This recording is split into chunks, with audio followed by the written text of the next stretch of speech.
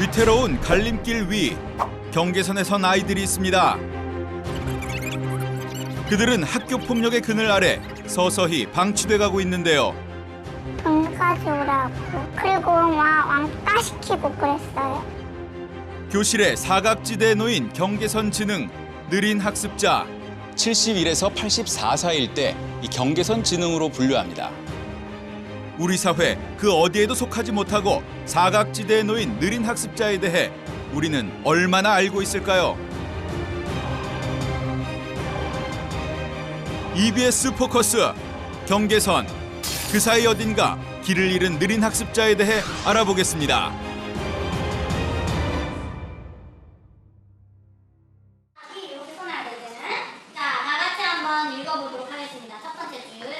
수업이 한창인 초등학교 2학년 교실. 교실 맨 앞줄에 앉아있는 한 아이가 눈에 띕니다. 수업 시간 내내 한시도 가만히 있지 못하는 이 아이. 난데없이 뒤를 돌아보거나 어딘지 모르게 산만합니다. 선생님이 주의를 줘도 잠시뿐입니다. 또래 친구들은 쉽게 푸는 문제도 한참을 헤매는 이 아이. 보시다시피 같은 반 친구들과는 수업 태도가 조금 다릅니다. 또 다른 초등학교 2학년 학생. 한글을 자유롭게 읽고 쓰는 같은 반 친구들에 비해 교과서도 제대로 읽지 못하고 받아쓰기도 많이 서툴다고 하는데요. 그 이유를 알기 위해 두 학생의 지능지수를 검사해본 결과 미국 정신의학회의 정신장애 진단 및 통계 편람 기준에 따르면 두 학생은 경계선 지적 기능에 해당하는데요. 그렇다면 경계선 지적 기능, 소위 경계선 지능이란 무엇일까요?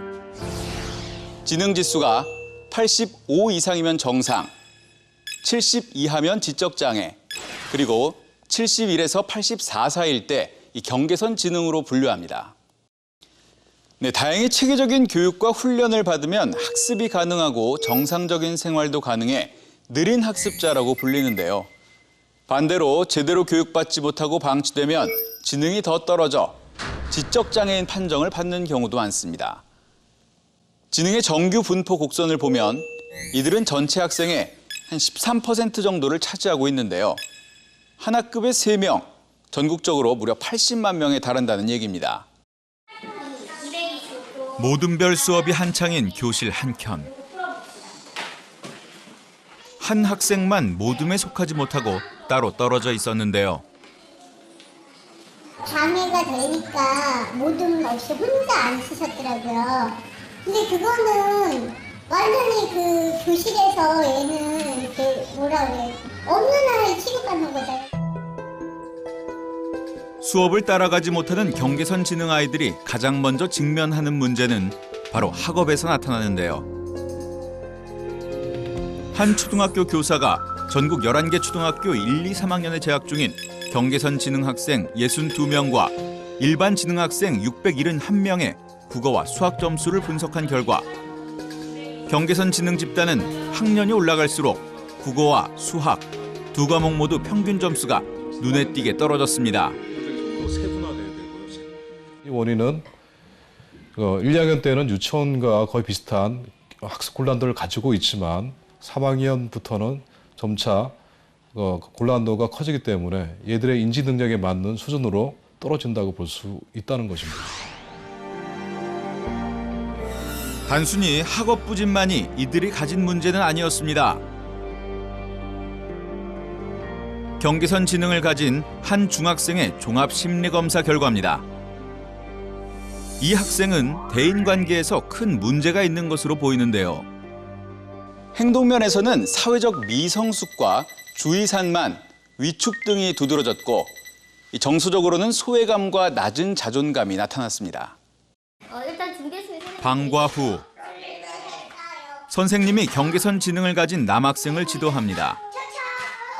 하지만 선생님의 말은 들은 채 만 채 하고 싶은 대로 행동하는데요. 다니고 싶을 때는 다니면서 연필도 갖고 아니면 뭘 갖다 버리기도 하고 수업의 분위기를 이렇게 흐트러뜨리는 그런 부분도 있었습니다. 학교 규칙에 대한 이해가 부족해 단체 생활에 피해를 주기 십상인데요. 이런 경계선 지능 학생들에게 가장 문제가 되는 건 바로 사회성입니다. 일반적으로 이들은 너무 순하거나 자기중심적이며 또래와 상호작용이 어렵고 협동심이 부족합니다. 특히 상황을 파악하고 대처하는 기술이 부족해 갈등이 생겨도 스스로 해결하지 못합니다. 유아적이고 미성숙한 정서 양상들이 또래들의 입장에서 보면 굉장히 무시하기 쉽고 좀 따돌리기 쉬운 그런 특성으로 원인으로 이제 작용을 하면서 이제 소외되는 그 주 대상이 되게 되는 거죠. 쉬는 시간. 어김없이 태연이는 수업이 끝나자마자 복지실에서 혼자 시간을 보냅니다. 하루에 몇 번 오는 여기를? 1교시 쉬는 시간, 2교시 쉬는 시간, 3교시 쉬는 시간, 4교시 좀 있다가 밥 먹고 또 여기 오고. 같이 놀아야 되는데 같이 못 놀고 그 대용책이 책 빌리러 가는 거니까 책을 정말 좋아해서 빌리는 게 아니잖아요. 진짜 혼자 그 갈 때 기분이 어땠을까 그냥 그런 생각이 들면은 진짜 짠하죠. 경계선 지능을 가졌다는 이유로 이 아이들은 마치 어디에도 연결되지 않은 외로운 섬이 되어버렸습니다. 그리고 또래 관계에서 골마버린 고름은 이내 터지고 맙니다. 돈 가져오라고. 그리고 막 왕따 시키고 그랬어요. 쟤네 어디서 왔는지 막 장애인같이 행동하고. 제가 안 보이는 데서 그러니까 소풍을 가면 밥을 먹을 사람이 없어서 다른 반에 가서 먹었다 그러더라고요. 그러니까 이제 같이 먹자 이렇게 하면 너 저리 가 뭐 이런 식으로. 그냥요. 그냥 장난이었는데요. 아 진짜 찌질하게 굴잖아요. 걔가 맞을 짓을 했다니까요. 아 진짜 재수없게 굴었다니까. 나와는 조금 다르다는 이유로 또는 행동이나 배움이 느리다는 이유로 경계선 지능의 아이들은 어느덧 학교 폭력의 주 피해자가 되어버렸습니다. 신경안정제 오고 우울증약 오고. 하여튼 약이 뭐 주먹 지금 있는데 주먹을 한 주먹씩이에요. 그럼 그 약을 20몇 살 먹기까지 먹으라고 그래요. 어른이 될 때까지. 학습 능력에 대한 열등감과 또래 관계에서는 소외감이 더해져 교실 안에 외딴섬이 돼버린 이 아이들은 계속되는 좌절의 경험으로 인해 자존감마저 상실하게 돼버렸습니다. 그리고 그 모든 감당을 해야 했던 건 아이들의 가족이었습니다.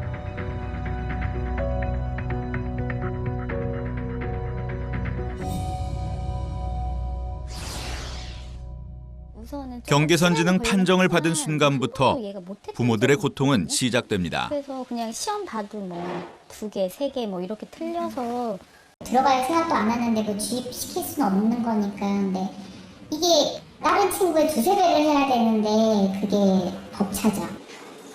방법을 몰라 찾아간 병원과 센터에 각종 치료비 명목으로 나가는 돈만 해도 매달 100만 원이 훌쩍 넘는데요. 비용도 비용이지만 뚜렷이 나아지지도 않고 그렇다고 손을 놓을 수도 없는 상황이 부모들을 더욱 막막하게 합니다. 마음의 병이 쌓인 한 부모는 극단적인 생각까지 하게 된다고 말하는데요. 나도 정말 참 많아요. 자살하는 사람도 이해가 갔고 장애가 있는 자식을 보내고 본인도 가는. 그렇게 벼랑 끝으로 몰린 가족이 선택할 수 있는 건 아이가 학교를 떠나는 것뿐이었습니다.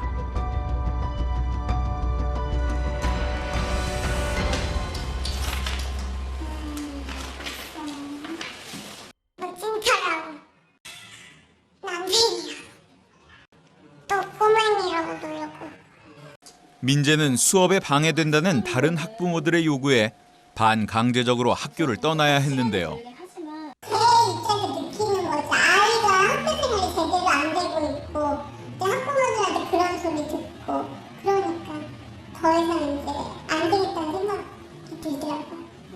대놓고 말씀하시지는 않지만 귀찮은 존재 같은 느낌이 들고, 그러니까 더 이상은 자기는 어떻게 해줄 수 없다 이런 걸 많이 느끼게 되거든요. leave 2 digits after the decimal point. That's the easy way to remember. What do we call the first 30 thousandths? Match my 30 thousandths. 30 thousandths. 미국의 경우 일반 학교에서 위험군으로 의뢰된 학생의 48%가 경계선 지능이었고 학교 중도 탈락률은 일반 학생보다 10배나 더 높은 것으로 조사됐습니다. 중도에 학교를 그만두는 경계선 지능 학생도 62%에 달했습니다. 어디로도 갈 수 없는 막다른 길. 그 길에서 느낀 고통은 성인이 되어서도 그들을 괴롭히기만 합니다. 네, 그건 진짜 줄을 잘 고등학교까진 어렵사리 졸업했지만 별다른 직업을 갖지 못한 26살 김현수 씨. 경계선 지능 판정을 받은 그에게 사회의 벽은 너무나 높았습니다. 그만두거나 뭐 그런 애들이 많으니까 결과가 좋았다고 하긴 좀 어렵네요. 그러니까 그냥 보고 다음에 연락드릴게요. 가고 그러고 연락이 안 오니까. 부족한 사리분별 탓에 다단계 업체에 꿰매 쉽게 넘어가기도 합니다. 피라미드라고 있어요. 거기를 따라갔다가 도저히 안 돼가서 그냥 빨리 나와가지고. 결국 2년 전 다단계 업체에 들어간 동수 씨는 2천만 원을 날리고 빈털터리가 되었습니다. 성인이 된 이들에게 가장 큰 과제는 바로 자립입니다. 경계선 지능의 특성상 할 수 있는 일이 제한적인 데다 제대로 된 직업 교육을 받은 적이 없어 마땅한 일자리를 구하기가 어려운데요. 기술 교육이라 그러나 뭐 어려운 건 아니지만 단순한 일이라도 그런 걸 했으면 좋겠는데 그런 건 전혀 지원도 되지 않고. 그들은 대개 단순 노무직에 종사하거나 아르바이트를 하는데 아예 취업을 포기하고 집안에 은둔하는 경우가 태반입니다. 어렵게 직장을 구했다고 하더라도 업무 능력이 부족하고 대인관계도 서툴러 남들과의 경쟁에서 뒤처질 수밖에 없는데요. 경계선 지능 성인 20명을 대상으로 고등학교 졸업 후 사회 적응을 분석한 해외 논문을 보면 그들은 자신의 미래에 대해 심각한 걱정을 하고 있었습니다. 그들은 성인이 된 이후 대부분 최저임금을 받는 시간제 일을 하거나 특별한 기술이 필요 없는 판매직과 주방 보조직을 맡고 있었지만 이마저도 2, 3개월을 일을 한 후 그만두는 경향이 많았습니다. 이뿐만이 아닙니다. 경계선 지능 성인이라고 해도 일반인과 마찬가지로 병역의 의무를 이행해야 하는데요. 하지만 이들은 군에서도 적응을 못하고 상당수 관심병사로 분류되고 있습니다. 군 신체 검사에서 경계선 지능이 발견되면 상당한 지장이 있는 경우를 제외하고 대부분 4급 판정을 받아 공익근무요원으로 근무하지만 고참과 동료들로부터 왕따와 무시를 당하거나 자살 충동, 우울증으로 근무지를 무단 이탈하는 사례도 종종 발생한다고 하는데요. 검사에서 경계선 지능이 발견되지 않아 현역으로 군복무를 하게 될 경우 문제는 더욱 심각해집니다. 경계선 지능 성인들의 경우 남들보다 업무 능력이 떨어져 관심병사로 전락하기 쉽고 가혹행위의 대상이 돼 사고를 낼 위험이 높아지기 때문입니다. 괴롭힘을 당하다가 크게 사고 나거나 아니면은 이제 우울증으로 가서 뭐 이렇게 자살 사고가 나올 수 있거나. 하지만 군에서는 경계선 지능 성인은 물론이고 관심병사에 대한 관리도 제대로 이루어지지 않아 군복무에 어려움이 많습니다. 별도 분리교육은 시키지 않고 있습니다. 현 수준을 하면 좀 따라가는데 지장이 있는 걸로 알고 있습니다. 일찍이 경계선 지능을 판정받았다고 해도 어린 시절 조기에 발견해서 그 아이들의 특성에 맞게 치료하고 교육하면 정상인 수준으로 끌어올릴 수 있다고 전문가들은 말합니다.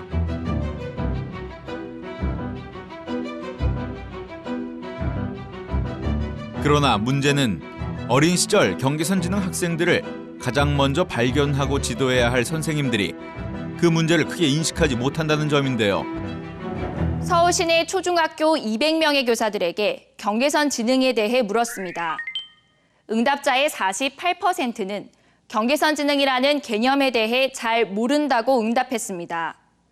특히 교사 10명 가운데 1명은 경계선 지능에 대해 전혀 들어본 적이 없다고 답해 교사들의 인식 개선이 필요한 것으로 나타났습니다. 사정이 이런데도 경계선 지능에 대해 가장 민감해야 할 교사 연수는 현재 턱없이 부족한 상황입니다. 이것의 의미는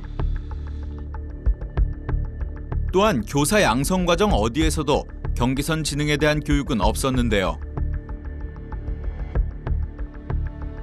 교직을 이수하는 데 필요한 특수교육 관련 전공 과목은 고작 2학점에 불과하고 전공 서적엔 지능 장애에 관한 내용만 간단히 나와 있을 뿐 정확한 용어조차 없었습니다. 특수교육을 전공한 학생들도 마찬가지였습니다.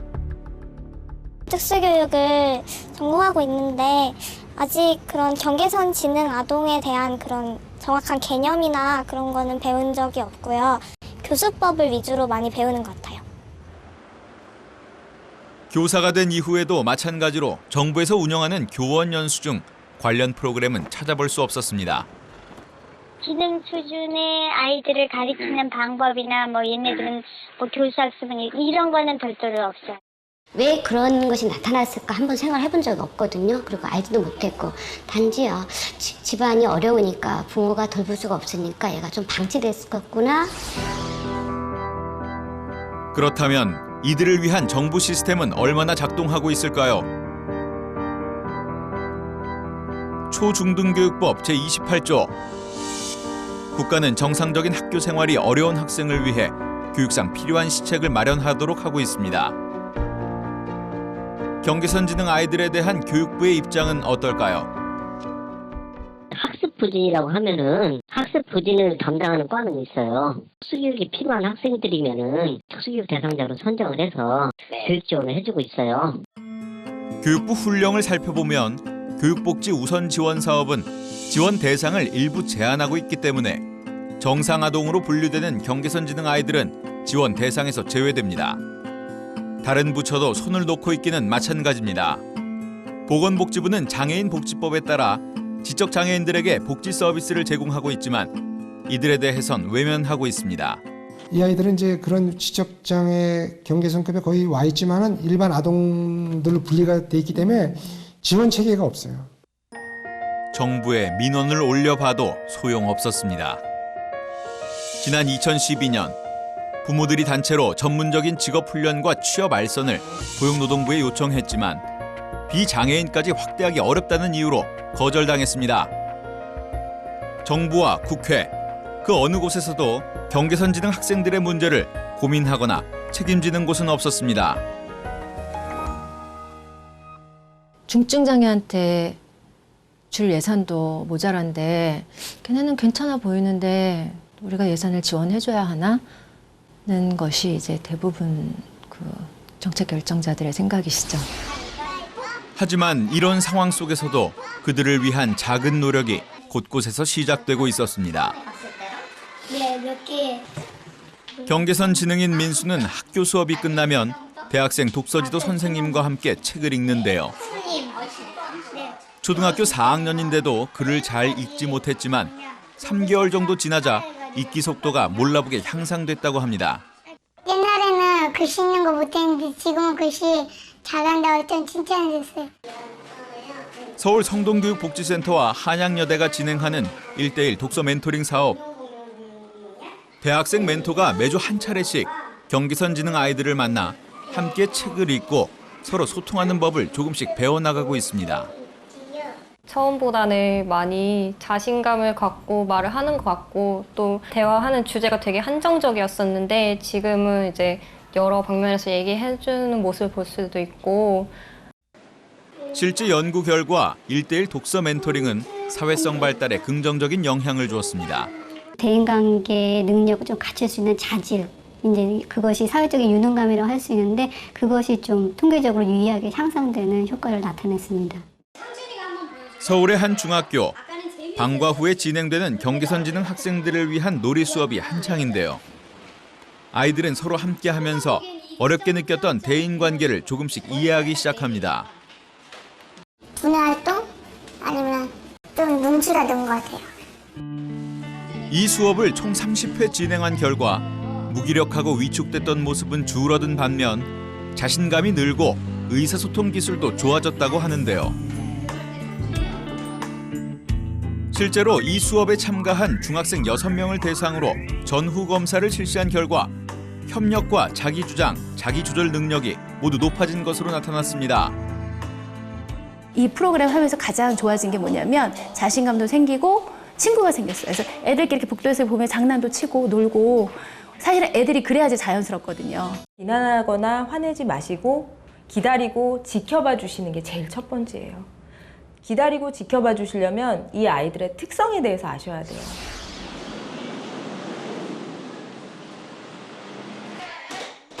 신명나는 난타 소리가 교실 안에 울려 퍼집니다. 아이들은 누구 눈치 볼 것 없이 한껏 신이 난 모양인데요. 신나는 음악을 틀고 맞추는 게 재밌어요. 이곳은 경계선지능 아이들이 모여 공부하는 대안학교인데요. 현재 경계선지능 아이들을 위한 학교는 이곳이 유일하다고 합니다.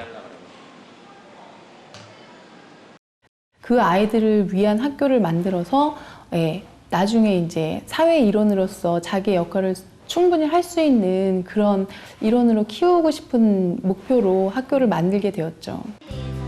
아이들에겐 어렵기만 했던 국어와 영어, 수학은 아이들의 눈높이에 맞춰 가르치고 일반 학교와는 달리 일상에서부터 사회로 나아가 혼자서 해내야 할 것들에 대한 준비 교육을 하게 되는데요. 이날은 선생님과 학생들이 근처에 있는 은행을 찾았습니다. 통장을 만들고 용돈을 아껴 저축하는 경험을 통해 화폐 개념을 배웁니다. 우리 아이들 같은 경우는 아무래도 삶으로 부딪히면서 배워야 되는 게 많은 아이들이기 때문에 여러 곳을 다양하게 다니려고 노력을 하고 있어요. 경계선지능 아이들이 홀로 세상에 나와 건강한 사회 구성원이 되기 위해서는 아직 가야 할 길이 멀다고 전문가들은 말합니다. 직업이라든지 차후에 나중에 고등학교를 졸업한 이후에서도 취업에 나갈 수 있는 그런 길들을 열어주는 것이 가장 현실적이고 그 학생들한테 바람직한 길이 아닌가라는 생각이 듭니다. 그리고 지난했던 어린 시절을 딛고 일어선 한 사람이 있습니다. 바로 유치원 교사 김미정 씨. 졸업식 때 경계선지능 판정을 받았던 어린 시절 부모님의 이혼과 경제적 어려움까지 더해져 초등학교 때 복지시설에 맡겨졌는데요. 낮은 지능과 어눌한 말투 탓에 학창시절 늘 놀림거리가 되었습니다. 맨날 가면 밥도 혼자서 먹고 친구들끼리 놀이를 하는데 저 혼자서 있어야 되고. 하지만 그녀는 컴퓨터부터 유아교사 자격증까지 일반인도 어려운 시험을 하나씩 통과해 나가면서 자신감을 회복해 나갔고 어느덧 취업까지 성공한 그녀는 낮은 지능도 꾸준히 노력하면 얼마든지 극복할 수 있다고 하는데요. 내가 아무리 머리가 나쁘더라도 나는 할 수 있다라는 생각을 가지면 열심히 살 수 있는. 그런 그녀가 지금까지 희망을 잃지 않았던 이유는 힘들 때마다 곁에서 응원해준 한원교 센터장 덕분이라고 하는데요. 걱정하지 마시고 아이를 믿고 아이가 원하는 데를 함께 찾아 나가시다 보면 성실하기 때문에 얘네들은 좋은 결과를. 미정 씨는 자신이 다른 사람들에 비해 단지 조금 더딜 뿐 앞으로 꾸준하게 나아가는 지금이 행복하다고 말합니다. 비록 많이 더디기도 하고 그렇지만 그래도 배운다는 생각을 가지고 힘들더라도 열심히 살아가고 싶어요. 네.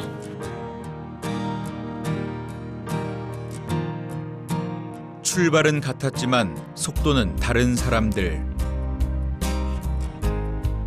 이들이 나고자가 될지 건강한 사회 구성원이 될지는 단순히 개인의 몫이 아닙니다. 우리 모두의 관심과 사회적 노력 그리고 정책적 지원이 이제 그들에게도 손을 내밀어줄 차례입니다.